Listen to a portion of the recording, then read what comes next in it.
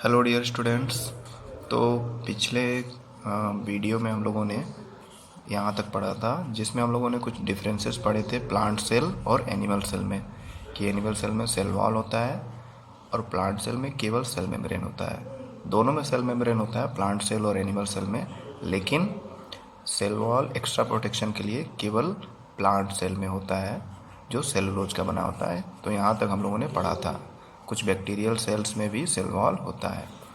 अब अगला जो टॉपिक है वो आप देख रहे हैं साइज ऑफ सेल, यानी सेल का आकार। जो सेल्स होते हैं उनके आकार क्या हो सकते हैं, कितने अभी रिसर्च के द्वारा क्या फाइंडिंग हुई है, क्या पाया गया है, तो वो हम लोग देखते हैं। चलिए, the size of cell in living organism में be as small as millionth of a metre, यानी जो सेल का साइज है वो बहुत छोटा हो सकता है। एक मीटर जो होता है उसके 10 लाख गुना छोटा, मतलब 1 मीटर है उसका 10 लाख गुना छोटा, सोचिए कितना छोटा होगा।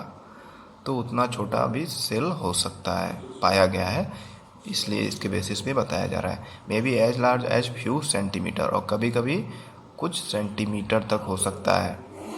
However most of the cells are microscopic, अधिकतर जो सेल्स होते हैं वो माइक्रोस्कोपिक यानी बहुत छोटे होते हैं, सूक्ष्म आकार के होते हैं। And are not visible to the unaided eyes.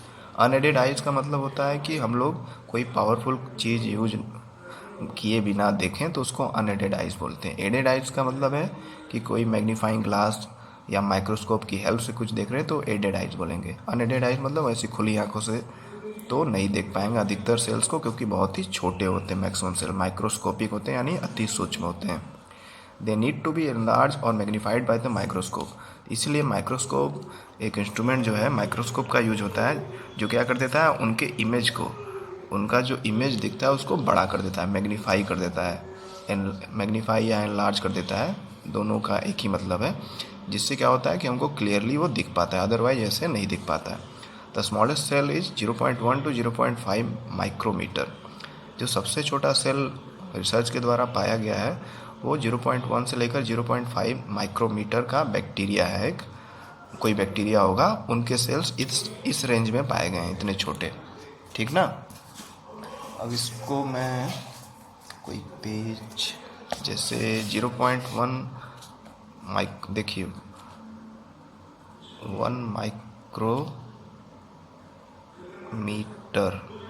1 micrometer is equal to क्या होता है,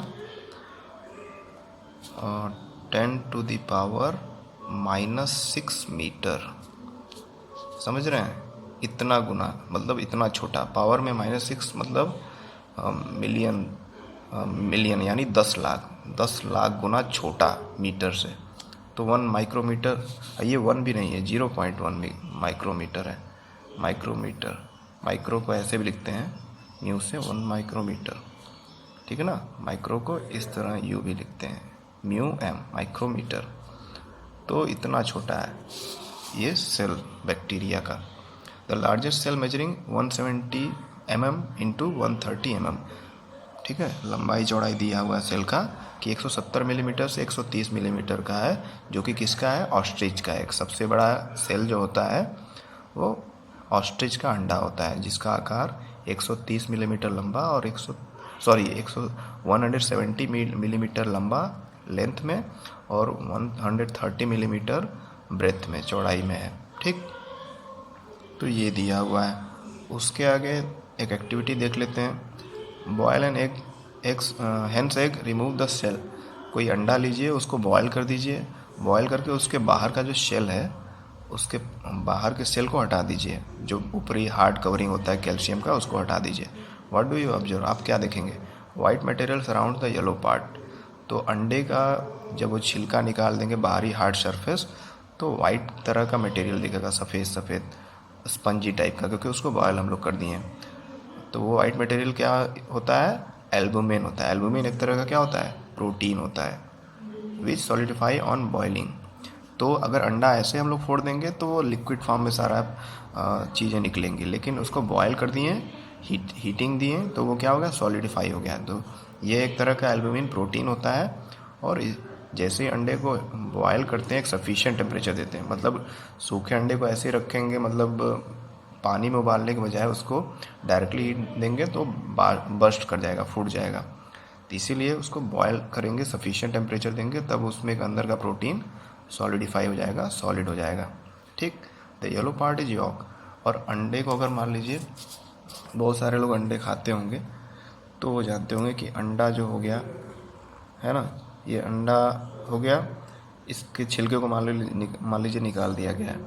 अब इसको यहाँ से काटेंगे ना, तो इसके आधे पोर्शन को अगर हम लोग मान लीजिए ऐसे देख रहे हैं कटा हुआ पार्ट, तो इसके सेंटर में एक येलो पार्ट होता है जिसको यॉक बोलते हैं, एग यॉक।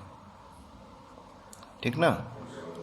और बाहरी जो था, ये बाहरी जो वाइट कलर का ये पोर्शन रहता है, इसको एल्बुमिन बोलते हैं, प्रोटीन पार्ट जो सफ़ेद कलर का होता है, वाइट कलर का होता है। ठीक। तो एग यॉक होता है उसके सेंटर में, और एग यॉक फैट से भरपूर रहता है, मतलब उसमें फैट बहुत ज़्यादा होता है। और वो जो वाइट पोर्शन है एल्बुमिन, वो पूरी तरह से प्रोटीन है। तो जो बॉडी बिल्डर्स वगैरह होते हैं, तो उनको जो जिम में वर्कआउट करते हैं, तो उनको क्या खाने के लिए बोला जाता है, एग वाइट, यानी बाहर का प्रोटीन पार्ट खाने के लिए बोला जाता है। क्योंकि येलो वाला यॉक वाला पार्ट खाएंगे तो बहुत ज़्यादा फैट मिलेगा, जिससे बॉडी वेट बढ़ जाएगा। तो उनको बॉडी वेट मेंटेन भी करना रहता है, और प्रोटीन क्या करता है, बॉडी बिल्डिंग में भी हेल्प करता है। तो इसलिए वाइट पोर्शन खाते हैं, येलो वाला पोर्शन फेंक देते हैं। तो ये तो मतलब बताने की बात है कि सारी चीज़ें इसमें अवेलेबल होती हैं, प्रोटीन, फैट, और उसके अलावा और भी मिनरल्स उसमें होते हैं। It is a part of the single cell. तो ये भी हम लोग अगर बॉयल करके उसको कट करके देखें अंडे को, तो एक तरह से सेल के कुछ पार्ट को हम लोग देख पाएँ, है ना। You can observe this single cell without any magnifying device. और ये जो अंडे को बॉयल करके हम लोग उसका सारा अंदरूनी पार्ट्स जो देख पाए हैं, ये कैसे पॉसिबल हो पाया है, बिना मैग्नीफाइंग डिवाइस के। सिंपली हम लोग अनएडेड आइज से देखें, है ना, बिना कोई पावरफुल चीज़ का यूज किए, क्योंकि इतना बड़ा आकार का था। लेकिन जो छोटे सेल है उनको हम लोग ऐसे नहीं देख पाएंगे, उनके लिए हम लोगों को माइक्रोस्कोप की इस्तेमाल करनी पड़ेगी देखने के लिए। Are the cells in a elephant larger than the cells in a rat. जैसे एक एलिफेंट हो गया और एक रैट, क्या दोनों के सेल, एलिफेंट का सेल बड़ा होगा और रैट का सेल छोटा होगा? ये पहेली के मन में आ रहा है, आपके भी मन में आ सकता है ऐसा क्वेश्चन, कि जो एनिमल बड़ा है उसके सेल्स भी बड़े होंगे, और जो एनिमल छोटा है साइज में उसके सेल्स छोटे होंगे, है ना। ऐसा आप सोच सकते हैं। The size of the cell has no relation with the size of the body. किसी भी ऑर्गेनिज्म का, जो कोई भी एनिमल या प्लांट है, उसके साइज पे उसके अंदर जो सेल्स मौजूद हैं वो नहीं डिपेंड करता है ना। ठीक। तो एनिमल या प्लांट या कोई भी लिविंग ऑर्गेनिज्म का बॉडी का जो शेप है वो डिपेंड नहीं करता है कि उसमें सेल भी उसी आकार का होगा। ठीक। It is not necessary that cells in the elephant is much bigger than those in a rat. ये ज़रूरी नहीं है कि एलिफेंट में जो सेल्स हैं वो रैट से बड़े हों, क्योंकि एलिफेंट साइज में बड़ा है। The size of the cell is related to its function. जो सेल का साइज है वो बड़ा या छोटा क्यों होता है, डिपेंड करता है कि उसका फंक्शन क्या है बॉडी में, और वो बॉडी के किस हिस्से में है। ठीक ना। फॉर एग्जाम्पल नर्व सेल, जैसे हमारे बॉडी में नर्व सेल है, नर्व सेल हमारे बॉडी का सबसे बड़ा सेल है, या न्यूरॉन जिसको बोलते हैं, या ब्रेन सेल भी जिसको बोलते हैं, क्योंकि ब्रेन के इम्पल्स जो होते हैं, या फिर क्या बोलते हैं उसको, ब्रेन के सिग्नल्स जो बोलते हैं, उसको ट्रांसफ़र करने का काम ये करता है नर्व सेल। इसलिए ब्रांचिंग इसमें होती है, और ये साइज में लंबा होता है ना। Both in elephant and rat are long and branch. वही बोल रहा है कि ये जो नर्व सेल है, चाहे एलिफेंट में हो चाहे रैट में, दोनों में साइज बराबर होता है, और ब्रांचिंग वैसे ही होती है, क्योंकि दोनों में ही सिग्नल, ब्रेन से सिग्नल बॉडी के अन्य हिस्सों तक पहुंचना चाहिए। तो वही समझा रहा है कि किसी भी एनिमल के बॉडी के साइज पे डिपेंड नहीं करता है उसके सेल का size. They perform the same function, that is transferring messages. वही नर्व इम्पल्स या ब्रेन सिग्नल, या ब्रेन सिग्नल ही बोलते हैं उसको, सिंपल भाषा में मैसेजेस बोल सकते हैं, कि ब्रेन से जो मैसेज आता है बॉडी के अलग अलग हिस्सों पे, वो यही नर्व सेल परफॉर्म करता है। और ये नर्व सेल दोनों एलिफेंट हो या रैट हो, कोई भी बड़ा या छोटा एनिमल हो, एक ही साइज़ का पाया जाता है, और उसी तरह की ब्रांचिंग होती है, नहीं कि दोनों में डिफरेंट तरह का हो, है ना। Cell structure and function. अब आते हैं सेल के स्ट्रक्चर पे और उसके फंक्शन पे, कि सेल का स्ट्रक्चर अभी तक तो फ़िलहाल एग वाला हम लोग देखें कि बॉयल करके भी देख सकते हैं, लेकिन उसके अलावा भी क्या स्ट्रक्चर है उसके बारे में समझते हैं। You have learn that each living organism has many organ. जैसा कि हम लोग जानते हैं, आप पढ़े भी होंगे छोटे क्लासेस में, क्लास 7th या 6th में, कि हमारे बॉडी में बहुत सारे ऑर्गन हैं, है ना। डाइजेस्टिव सिस्टम के बारे में पढ़े, जहाँ जो पाचन तंत्र हमारा होता है, खाने को पचाने का काम करता है। Each organ in the system perform different function such as, हमारे बॉडी में या हमारे सिस्टम में, यहाँ सिस्टम लिखने का मतलब है बॉडी, ठीक है। तो हमारे बॉडी में अलग अलग सिस्टम मतलब ऑर्गन होते हैं, उनके अलग अलग फंक्शन होते हैं, जैसे कि डाइजेशन, एसिमिलेशन, एब्जॉर्प्शन, ठीक। ये डाइजेस्टिव सिस्टम में भी अलग अलग पार्ट्स हैं, अलग अलग डिपार्टमेंट है। पहले डाइजेस्ट होगा फूड, फिर एसिमिलेट होगा, फिर एब्जॉर्ब होगा, है ना। Similarly different organ of plant, इसी तरह से प्लांट के भी अलग अलग ऑर्गन जो हैं वो अलग अलग तरह का फंक्शन परफॉर्म करते हैं, स्पेसिफिक या स्पेशलाइज्ड कोई पार्टिकुलर फंक्शन परफॉर्म करते हैं, ठीक ना। तो यानी हर एक सेल का अपना एक रोल फिक्स है कि वो क्या काम करेगा। जैसे कि हमारे बॉडी में सेल का या ऑर्गन का काम फिक्स है, उसी तरह प्लांट के बॉडी में भी जो सेल्स हैं उनका भी काम या उनके पार्ट्स का काम फिक्स है। सारे काम एक ही पार्ट नहीं करता है। For example root help in the absorption of water and mineral. जो रूट का काम क्या है, जैसे देखा जाए एग्जाम्पल के लिए, तो जो रूट क्या करता है कि सॉइल से वाटर और मिनरल को एब्जॉर्ब करता है with the help of their root hairs, अपने रूट हेयर की हेल्प से। Leaves, as you have learn in class 7, are responsible for photosynthesis of food. जो आप जानते हैं कि पत्ते जो हैं, पत्तों की हेल्प से पौधे क्या करते हैं, फोटोसिंथेसिस करते हैं और अपना फूड बनाते हैं। तो इस तरह से हर एक पार्ट का अपना एक रोल है ना। तो हर एक पार्ट में अलग अलग तरह के सेल्स भी होंगे जो उस तरह के फंक्शन करने के लिए उस तरह के फंक्शन करने में एलिजिबल है, मतलब करने लायक है, सक्षम है। Each organ is further made up of small parts called tissue. हर एक जो ऑर्गन होता है, हर एक ऑर्गन के अगर सबसे छोटे हिस्से को देखा जाए तो टिश्यू होता है, और टिश्यू से भी सबसे छोटा हिस्सा क्या है, सेल है। बहुत सारे जो सेल्स होते हैं वो मिलकर के क्या बनाते हैं, जैसे आप अगर एक मिनट, जैसे ये एक सेल हो गया मान लेते हैं, इसके बीच में एक सेंट्रल पार्ट है जिसको न्यूक्लियस बोलते हैं। ऐसे कई सेल एक दूसरे के पास पास में ग्रुपिंग कर लिए हैं, ठीक ना। कई सारे सेल्स इसमें ग्रुपिंग कर लिए है ना। तो जब सेल्स बहुत सारे ग्रुप बना लेते हैं तो उनको हम लोग क्या बोलते हैं, टिश्यू, ठीक ना। तो group of cells is known as tissue. तो पहले एक इंडिविजुअल सेल था, लेकिन सब ग्रुप बना लिए और ग्रुप बनाकर एक पार्टिकुलर फंक्शन करने लगे। मान लो सारे सेल मिल करके स्टमक बना दिए तो क्या करेंगे, डाइजेशन। या सारे सेल मिल करके ब्रेन बना दिए तो उनका काम क्या होगा, ब्रेन सिग्नल को बॉडी के हर हिस्से तक पहुंचाना या वहाँ से सिग्नल को ब्रेन तक पहुंचाना। मतलब हर जगह का अलग अलग सेल्स ग्रुपिंग कर लेते हैं और टिश्यू बनाते हैं। और टिश्यू बहुत सारे मिल करके क्या बनाते हैं, ऑर्गन, है ना। और ऑर्गन बहुत सारे मिल करके क्या बनाते हैं, ऑर्गन सिस्टम। ऑर्गन मतलब हाथ पैर स्टमक जो भी। फिर ऑर्गन सिस्टम का मतलब है जैसे digestive system, excretory system, respiratory system, है ना। और ऑर्गन सिस्टम काफ़ी सारे मिल करके क्या बनाते हैं, एक फुल्ली डेवलप्ड बॉडी, जैसे कि इंसान का बॉडी, प्लांट का बॉडी, किसी इंसेक्ट का बॉडी। तो इस तरह का एक पैटर्न होता है। वही यहाँ समझा रहा है कि each organ is further made up of smaller parts called tissue. तो ऑर्गन का छोटा हिस्सा क्या है, टिश्यू, और उससे भी सबसे छोटा हिस्सा क्या है, सेल, है ना। Tissue is group of similar cell performing a specific function. Tissue का मतलब क्या है, बहुत सारे ग्रुप ऑफ सेल्स, बहुत सारे सेल्स का ग्रुप है जो एक कॉमन फंक्शन करते हैं, एक स्पेसिफिक फंक्शन करते हैं, ठीक ना। सिंगल रहेगा तो सेल है, बहुत सारे सेल एक साथ मिल गए और एक ही तरह का सारा फंक्शन कर रहे हैं मिल करके, तो वो टिश्यू हो गए, ठीक। पहली realise that organ is made up of tissue which in turn are made up of cells. तो पहली को समझ में आ गया, या आप लोगों को समझ में आ गया होगा कि क्या है, ऑर्गन क्या है, टिश्यू से बना होता है। और टिश्यू किससे बना होता है, सेल से। तो अल्टीमेटली हम लोग कह सकते हैं कि बॉडी का कोई भी ऑर्गन हो, प्लांट का बॉडी हो या एनिमल का बॉडी हो, उसका ऑर्गन किससे बना हुआ है, अल्टीमेटली सेल से ही बना हुआ है। The cell in living organism is the basic structural unit.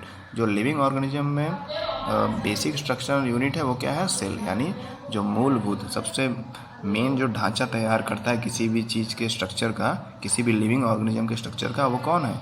Cell है। अगर सेल ही नहीं रहता तो किसी भी चीज़ का कोई स्ट्रक्चर होता ही नहीं। That's why cell is the basic structural unit of living organism.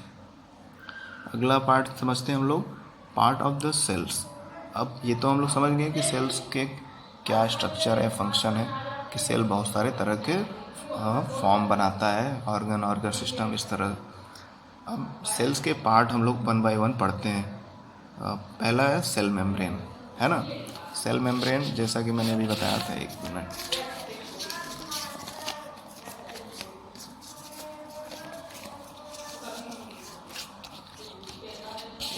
आपको मैं बता देता हूँ।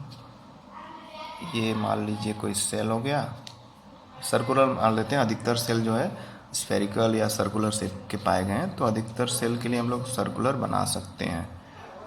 लगभग सेंटर में एक डार्क पोर्शन रहता है जिसको क्या बोलते हैं?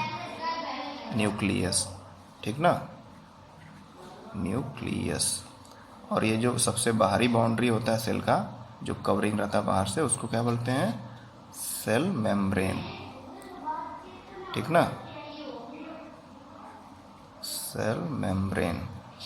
और जो सेल मेम्ब्रेन है और यहाँ न्यूक्लियस है, बाहर में सेल मेम्ब्रेन है जो आउटर कवरिंग है, जो एक पार्टिकुलर शेप दे रहा है सेल को, कि सर्कुलर है कि रेक्टेंगुलर है कि किस तरह का शेप है सेल का। और ये सेंटर में न्यूक्लियस है, और उसके बीच में ये जो पोर्शन है न्यूक्लियस और सेल मेम्ब्रेन के, इसको हम लोग बोलते हैं साइटोप्लाज्म। साइटोप्लाज्म, ठीक ना। तो ये 3 पार्ट हो गए। ऐसे तो बहुत सारे पार्ट हैं, अभी ये बेसिक हम लोग 3 पार्ट पढ़ रहे हैं। अभी ये साइटोप्लाज्म हम लोग अभी मैंने लिखा है, इसमें बहुत सारे न्यूट्रिएंट और सेल के बहुत सारे छोटे छोटे पार्ट्स होते हैं, जिसके बारे में 3-4 पार्ट्स के बारे में अभी शॉर्ट में पढ़ेंगे। क्लास 9 में आप डिटेल में सारा पढ़ेंगे कि साइटोप्लाज्म के अंदर क्या क्या और भी सेल के हिस्से या पार्ट्स होते हैं, ठीक ना। तो ये यहाँ पर एक शॉर्ट डिस्क्रिप्शन मैंने दिया, आइए इसको समझते हैं कि cell membrane, the basic component of a cell are cell membrane. सबसे बेसिक कंपोनेंट क्या है, बेसिक हिस्सा क्या है सेल का? सेल मेम्ब्रेन है। फिर साइटोप्लाज्म और फिर न्यूक्लियस, मतलब ये 3 बेसिक और बहुत इंपॉर्टेंट हिस्से हैं। उसके बाद तो और उसके पार्ट्स तो हैं ही, है ना। लेकिन ओवरऑल देखा जाए तो इन शॉर्ट ये बेसिक स्ट्रक्चर है। The cytoplasm and the nucleus are enclose within the cell membrane. जैसा कि मैंने फिगर बनाया था, फिगर में क्या था कि साइटोप्लाज्म जो है वो सेल मेम्ब्रेन और न्यूक्लियस के बीच का हिस्सा ये है, ठीक ना। साइटोप्लाज्म और न्यूक्लियस को देखा जाए ध्यान से तो दोनों ही सेल मेम्ब्रेन से कवर रहते हैं, है ना। एक बाउंड्री रहता है सेल का, और उसके अंदर साइटोप्लाज्म भी है और सेंटर में न्यूक्लियस होता है, ठीक। और सेल मेम्ब्रेन को प्लाज्मा मेम्ब्रेन भी बोला जाता है। सेल मेम्ब्रेन का दूसरा नाम प्लाज्मा मेम्ब्रेन भी है।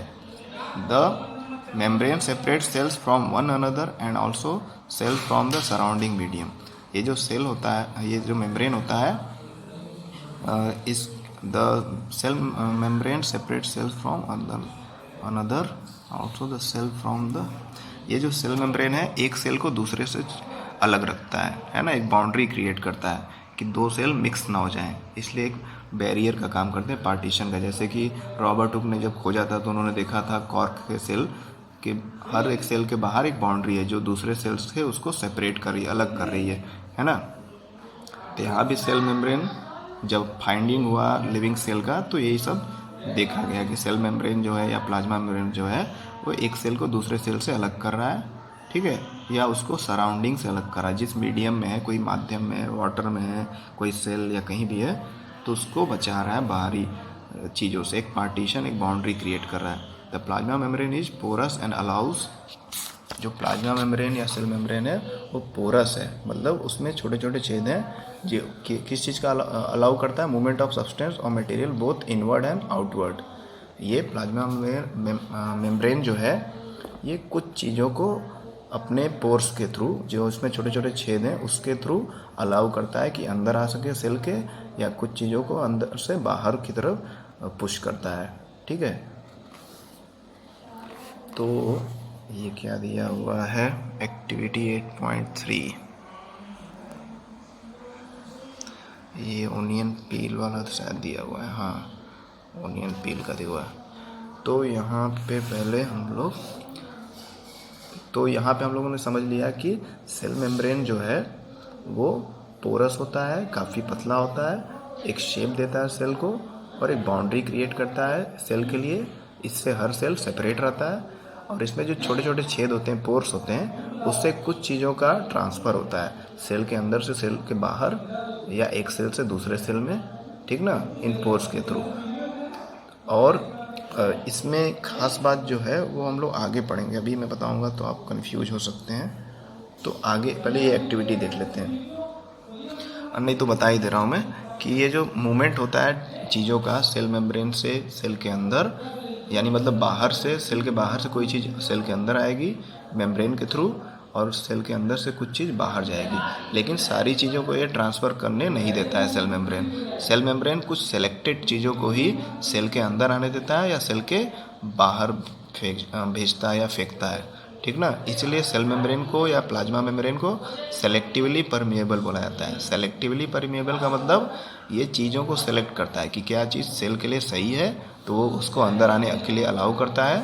पहले सेंस कर लेता है सेल मेम्ब्रेन कि हाँ ये चीज़ हमारे सेल के लिए ज़रूरी है, तो उसको आने देता है पोर्स के थ्रू, छेद के थ्रू, और जो चीज़ ज़रूरी नहीं है उसको आने नहीं देता है। जैसे हार्मफुल कोई बैक्टीरिया वायरस घुसना चाह रहा है या कुछ भी हार्मफुल चीज़ है तो उसको सेल अंदर नहीं आने देगा, सेंस कर लेगा कि ये गलत चीज़ है। उसी तरह सेल के अंदर से बाहर की तरफ कोई यूजफुल चीज़ को नहीं फेंकता है सेल, केवल वेस्ट मटेरियल को फेंकता है। यानी कि इंपॉर्टेंट चीज़ों, न्यूट्रिएंट, ये सब को बाहर नहीं करेगा, उन चीज़ों को बाहर करेगा जो वेस्ट हैं, जो फालतू में पड़े हुए हैं, जिससे सेल को खतरा है, ठीक ना। तो इन सब रीजन की वजह से सेल मेम्ब्रेन को सेलेक्टिवली परमिएबल बोला जाता है। यानी सेल मेम्ब्रेन जो है चीज़ों को सही से सेलेक्ट करता है और जो यूजफुल है उन्हीं को अंदर आने देता है और जो यूजफुल नहीं है उनको वो बाहर पुश कर देता है, जैसे कि waste material. That's why cell membrane are also known as selectively permeable membrane, because they select things for coming inside the cell और pushing out of the cell. अब ये एक्टिविटी दिया 8.3, इसमें क्या करना है कि जैसे कि ये, एक मिनट, ये मैंने पिक्चर दिखाया था आपको, बुक में दिया आपके, ये ओनियन पील का। तो उसी को ओनियन पील का कैसे हम लोग स्लाइड बनाएंगे ताकि हम लोग देख पाएँ कि एक्चुअली में इस तरह का सेल्स दिखता है। तो ओनियन को लीजिए, प्याज, ठीक है, प्याज को लेकर के उसको पहले उसके ऊपर का ड्राई वाला सरफेस निकाल दीजिए, जो सूखा वाला उसका परत होता है। फिर उसके बाद अंदर का जो सॉफ्ट बहुत सारे लेयर्ड होता है उसको बल्ब बोलते हैं, ओनियन बल्ब। उसके एक लेयर को निकालिए, उसको तोड़िए बीच में से, ठीक है। तोड़ेंगे तो आप अंदर से देखेंगे उसके अंदर के सरफेस की तरफ एक झिल्ली होगा, बहुत ही पतला सा महीन सा झिल्ली, जिसको पील बोलते हैं। उसको निकाल लीजिए, बहुत ही हल्का पिंक कलर का होता है पील, उसको निकाल लीजिए, ठीक है। Freshly white layer of bulb, एकदम हल्का हल्का पिंक होता है या वाइट कलर का होता है, उसको आप निकाल लीजिए। बाहर की तरफ से नहीं, बाहर की तरफ आप देखेंगे तो चिकना रहेगा प्याज का छिलका। अब उस छिलके को खोलेंगे तो अंदर की तरफ हल्का सा नाखून से खरोचेंगे या तोड़ेंगे तो एकदम झिल्लीदार वाइट कलर का या लाइट पिंक कलर का रहेगा उसका लेयर, उसको पील बोलते हैं। उसमें बहुत ही ईजिली वो ओनियन पील के सेल्स हम लोग देख सकते हैं या ओनियन के सेल्स देख सकते हैं, ठीक ना।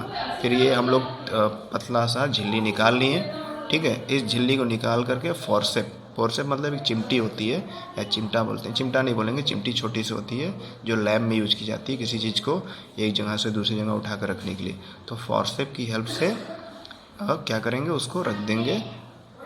Also break the onion bulb and separate out thin layer, ये सब मतलब थिन लेयर वगैरह निकाल लिए और फोर्सेप की हेल्प से उसको पकड़ के निकालेंगे।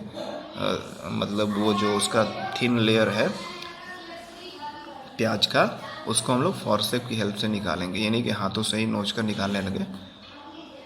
तो ये कर लेंगे, place a small piece of the onion peel and drop. फिर उसको पानी में डाल देंगे। पानी एक पेट्री डिश में लिए रहेंगे। पेट्री डिश का मतलब एक कांच का प्लेट जैसा स्ट्रक्चर रहेगा, ट्रांसपेरेंट कांच का। उसमें पानी थोड़ा लेंगे, उसी में उस छिलका जो निकालें बहुत महीन सा, उसको पानी में डाल देंगे, ठीक है। The thin layer can be cut into small. फिर उस जो थिन लेयर निकला है वो तो एग्जैक्ट शेप का तो निकलेगा नहीं, टूटा फूटा ऐसे टुकड़ों में निकलेगा। तो उसका एक, चाहे तो आप ब्लेड की हेल्प से या किसी शार्प चीज़ की हेल्प से जो गंदा न रहे, साफ़ सुथरा रहे, उसकी हेल्प से उसको एक शेप दे सकते हैं, अच्छा सा काट सकते हैं, ठीक है, ब्लेड या फॉरसेप से। ऐड अ ड्रॉप, फिर उस पर क्या करेंगे, मिथाइलिन ब्लू डाल देंगे।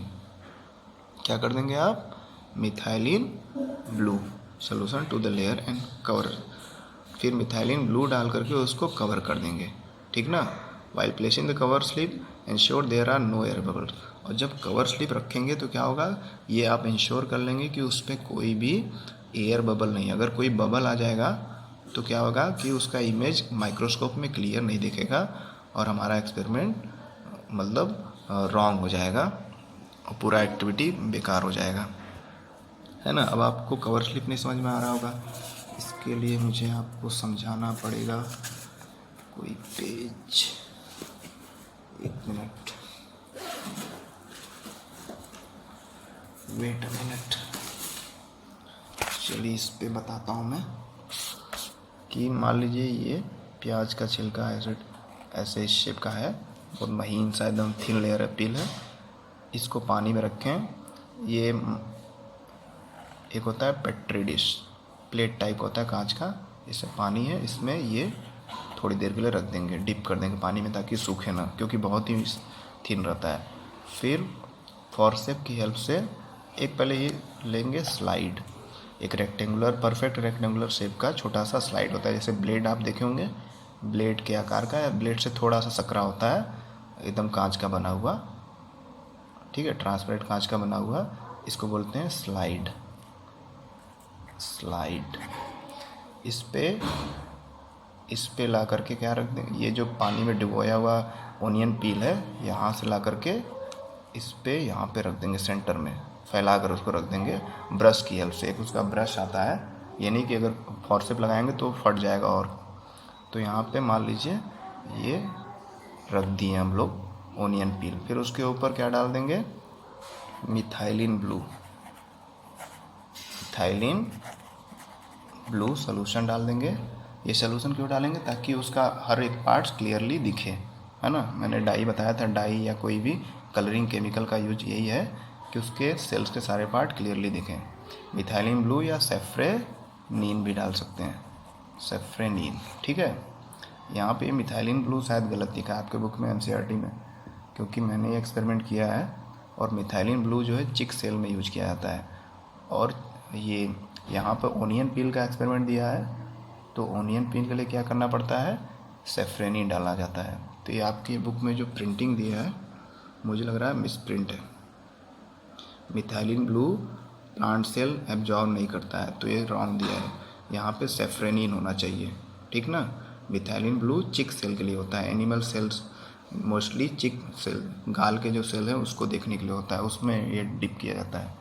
तो ये थोड़ा सा गलत दिया है, यहाँ पे सेफ्रेनिन डालेंगे एक ड्रॉप, ये पिंक कलर का होता है सेफ्रेनिन, ठीक है, पूरा ये एब्जॉर्ब कर लेगा। फिर इसके बाद अगला स्टेप क्या होगा, अगला स्टेप में है ही ये, मान लीजिए हमारा जो ओनियन पील है ये तो टुकड़ा है, और इसमें सेफ्रेनिन जो पिंक या रेड कलर का है वो एब्जॉर्ब हो गया इसमें।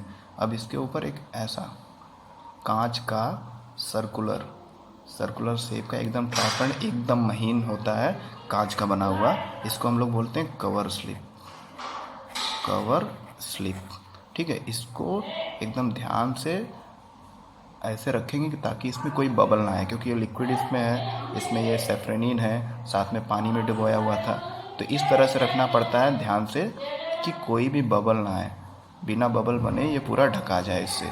ये ले जाके इस पर रखेंगे और ये पूरा इससे ढका जाए, कोई भी इसमें कहीं भी बबल ना आए, क्योंकि बबल आएगा तो सारा वो अच्छे से दिखेगा नहीं, या तो बहुत ही बेकार दिखेगा, या तो पूरा ब्लैक स्पॉट दिखेगा माइक्रोस्कोप के अंदर। तो इस प्रकार से आपको सिखाया जाएगा, जब आप प्रैक्टिकल करेंगे तो आपको सारी टेक्निक सिखाई जाएगी, किस एंगल से इसको धीरे से ले जाकर रखना है, साथ में इसको भी सही से पकड़ना है। ये टूट जाता है, बहुत ही महीन कांच का बना होता है, इसको हाथ से नहीं पकड़ते हैं, इसको फॉरसेप वगैरह की हेल्प से बहुत ही हल्का पकड़ के इसको 45 डिग्री से ऐसे टेढ़ा करके इस पर रखते हैं, ताकि बबल ना बने, या बबल बने तो बाहर की तरफ निकल जाए। फिर ये मान लीजिए एकदम सही से आप रख दिए। अब इसको माइक्रोस्कोप में रख करके देखेंगे तो हमको सारे सेल्स दिखाई देंगे ओनियन पील के, है ना, ओनियन पील के सारे सेल्स हमको बहुत अच्छे से दिखाई देंगे। कैसे दिखाई देंगे? जैसे दीवार होती है, उसमें ऐसे ईंटें लगे रहते हैं, उसी तरह का कुछ स्ट्रक्चर आपको दिखेगा। इसमें सेल्स, न्यूक्लियस दिखेगा और सेल्स दिखेंगे, है ना। कुछ इस तरह का आपको स्ट्रक्चर ओनियन सेल्स का दिखेगा, जैसे दीवार में ईंटें अरेंज रहते हैं उसी प्रकार से ये दिखेंगे। बीच में डार्क स्पॉट सेल्स के बीच में जो दिखेगा उसका मतलब वो न्यूक्लियस है, ठीक ना। सेल का मेन इम्पॉर्टेंट पार्ट न्यूक्लियस, ठीक। तो ये जैसे कि यहाँ दिखा हुआ है इसी प्रकार का दिखेगा, आप सही से अगर सारी एक्टिविटी को करेंगे। तो ये डार्क कलर का जो दिखेगा वो न्यूक्लियस रहता है, और उसके अलावा ये बाउंड्री है, यानी सेल मेम्ब्रेन होगा और सेल वॉल होगा। सेल वॉल क्यों होगा? क्योंकि ये प्लांट सेल हम लोग देख रहे हैं, है ना। और बाकी जो बचा हुआ हिस्सा क्या है? वो साइटोप्लाज्म है, ठीक ना। The boundary of the onion cell is the cell membrane. किसी भी सेल का सबसे बाहरी बाउंड्री क्या होता है? सेल मेम्ब्रेन, है ना। और अगर प्लांट सेल है तो उसके बाहर भी एक और लेयर होता है जो क्या होता है? सेल वॉल, ठीक। तो इसमें सेल वॉल भी होगा। Covered by the another thick covering called cell wall. एक और थिक कवरिंग है, इसलिए इसका जो अब आउटर लेयर देख रहे हैं काफ़ी मोटा दिख रहा है, क्योंकि इसमें सेल वॉल भी है ना। The central dense round body is the centre is called nucleus. जो इसके सेंटर में, हर एक सेल के लगभग सेंटर में थोड़ा सा इधर उधर है, वो क्या है? सेंट्रल बॉडी है, जिसको न्यूक्लियस बोलते हैं। The jelly like substance between the nucleus and the cell membrane is called cytoplasm. और ये जो मान लीजिए ये जो सेल है, ठीक, ये सेल है, सेल के बीच में न्यूक्लियस है।